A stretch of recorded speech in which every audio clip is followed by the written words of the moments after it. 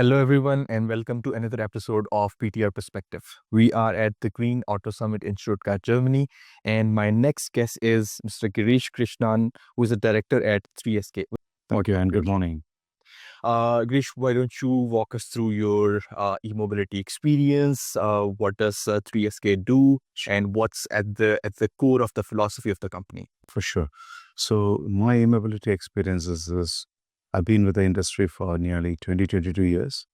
So after a long stint with the industry, I set up a company with two other founders. The core of our philosophy offering is to make sure that every product that hits, especially mobility products, the market, are safe and reliable. So we want to ensure that there are no mishaps, no brand images are tarnished because of one or two multiple incidents. So we want to make sure that products hit in a very safe and reliable way, and there is more uptake of EVs as a result of people having assurance that this is the way to have mobility experience in future. What you just described sounds very intuitive, but I'm assuming it's not as easy as it sounds. So the first question in my mind is that is it a hard journey, like having safe products? Yes. Be it charging infrastructure, be it the vehicles itself. Like, is it a hard journey? Is it something which is already defined? How does it typically look for a company making either charging or vehicles? Yes, this is a very good question. I think the question is relatively how hard this journey is and what does it comprises of. So prior to 2010, there were no defining standards. From 2010 onwards, we have an industry-wide standard called ISO 26262, which defines in a very prescriptive way what are the measures and the steps you should take to make a safe product. Now, there are more guidance, but they are very strict guidance. And right now, the industry is struggling even to follow some of those guidance. So it has a very well-defined set of processes and methods and some of the activities that you should perform on your system or your system of systems, collective systems, whether it's a charger or it's a vehicle which is made up of a constituent set of systems working together to make sure there are no malfunctions, which can actually lead into unintended consequences. Now, not all unintended consequences are problematic, but some can be catastrophic for the people inside or people outside. So this standard is probably looking more into that space of harm to human beings.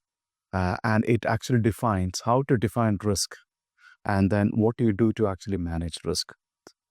This journey, even though the standard is out, the ability to consume the standard in a very pragmatic way is proving out to be very difficult for a lot of organizations. Okay.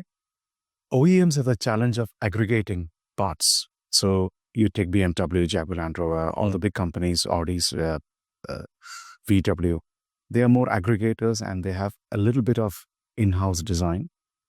Now, to aggregate all of this is a tremendous job because you need to understand the constituent parts and their functions and how a failure can actually correspond to a harm either to the driver or somebody outside.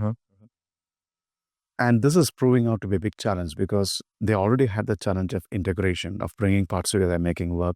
Now they have to make sure the bringing parts together, making work is also safe.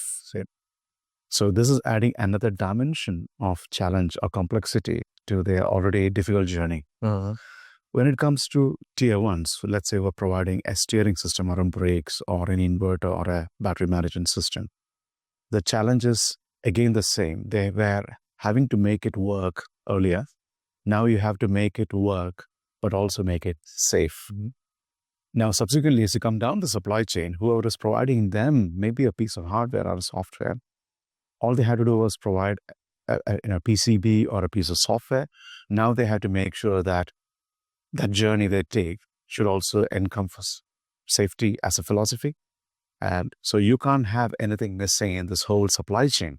And the supply chain integration and aggregation from a safety point is a major challenge. Who wants this to be, is it something which is already mandated? You mentioned some of the standards. Yeah. Is it streamlined already, or do you think there is room for improvement there, or is there already work going on improvement of this whole process? So there are two types of standards. One is called regulations, the other legislations. 26262 as it stands now is not legislative, it's not mandatory. Okay. No. However, this is known as some of the best practices, because there is, as long as you can manage your product and make it safe, that's fine. You can follow any philosophy. 26262 is a very important directive that is being followed throughout the automotive industry right now, from a best practice point of view. There are more improvements coming in forms of the tools that adapt to standards. There are more streamlining happening there. There are more tools who are adaptive to the journey of safety. So there is a new market opening up. There are already some players, and in some cases it is a bit monopolistic, but there are more adaptations of the current tools, recognizing this complex journey and trying to bring together the aspect of safety design into an existing tool set or an existing method or process set. But right now, the biggest issue is not just the tool set, but the human capability. The number of people out there who understands really what it actually means and to get it done pragmatically is the biggest challenge. So a lot of people get certification, but it's just saying, I know some parts of the standard, but apply it. There are no methods, or there is nothing written as prescriptive, and that's where it becomes challenging. A lot is down to interpretation as what is to be done. A lot of misguidance happen in the market. Okay.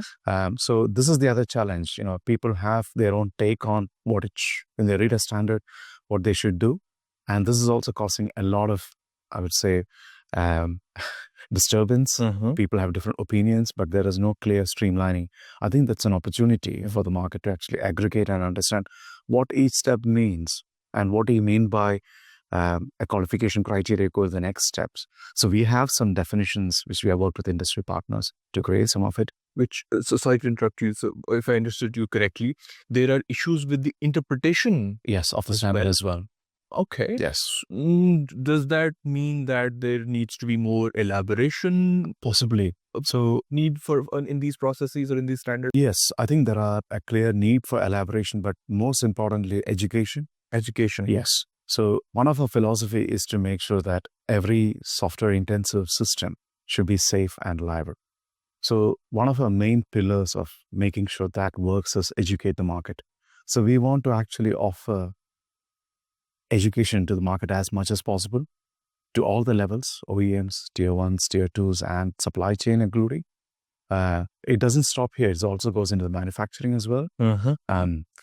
So it is the whole supply chain, including manufacturing, and the processes have to be in line with a philosophy of safety. And that is a big journey. And I don't think there are many people out there who are providing specialized training, great understanding of what exactly is to be done to meet the needs of the standard. How do you actually qualify that they have actually done all the, the nitty-gritties the standards are mandating? So there are a lot of gaps in the market right now.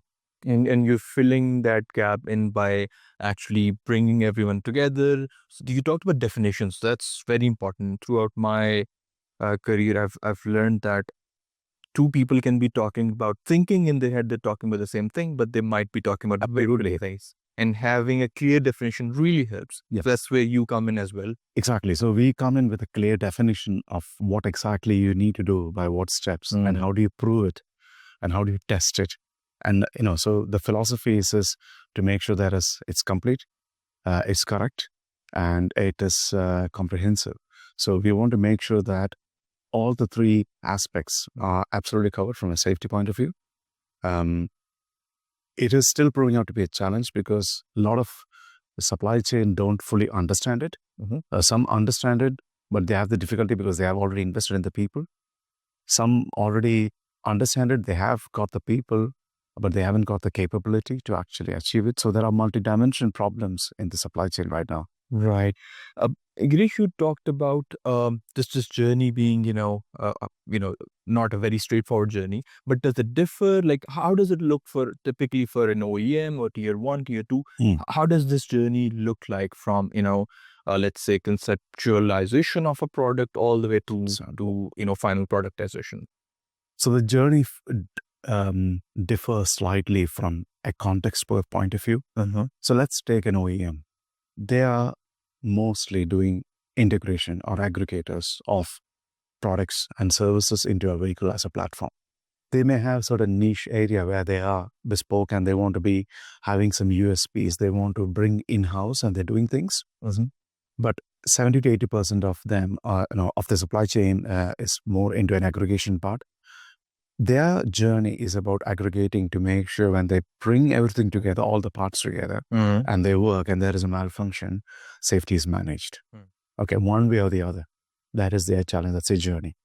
Now you come down one level down. Let's say you bring a brake or a steering or an inverter or a BMS or whatever.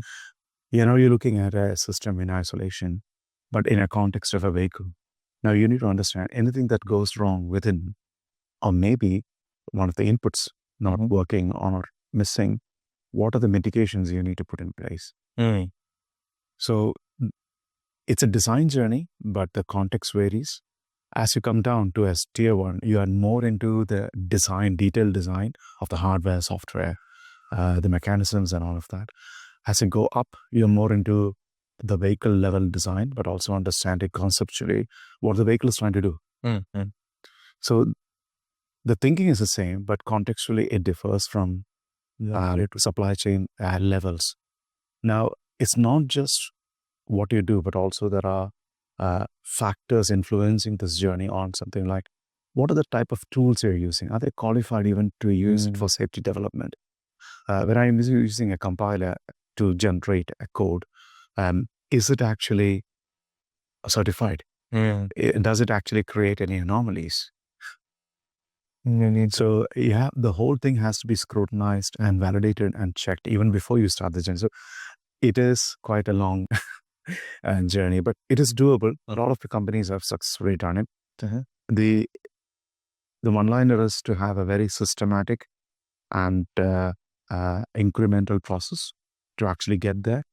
You can't bolt on safety at the end by saying, I've done all my design, I've shown the product out, now let me do the safety at the end. It doesn't work like that. That's where a lot of substitution markets, supply chain substitutions who are coming into the market, who are aggregators of maybe BMS, inverters, and torque path, everything together to replace a current conventional supply chain, struggle.